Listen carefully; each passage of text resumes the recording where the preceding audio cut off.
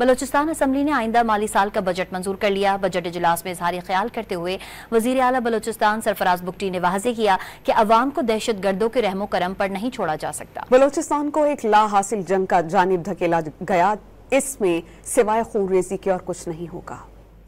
मैंने बलोचिस्तान के लोगों को दहशत गर्दों के रहमो करम पे नहीं छोड़ा, चाहे उसके लिए मुझे कोई भी कुर्बानी देनी पड़े, चाहे मेरी जान चली जाए, चाहे कुछ भी हो जाए, मैं किसी सूरत बलूचिस्तान के लोगों को इन दहशत गर्दों के रहमो करम पे नहीं छोड़ सकता जो किसी और के कहने पे बंदूक के जोर पे अपना नजरिया मुसल्लत करना चाहते हैं। बलोच कौम को एक लाहासिल जंग में धकेल दिया गया है। आज बलोच कौम इस पे डिबेट कर ले, अगर आज नहीं करेगी तो 10 साल बाद, 10 साल बाद नहीं तो 20 साल बाद, 20 साल बाद नहीं तो 50 साल बाद कि ये लाहासिल जंग है।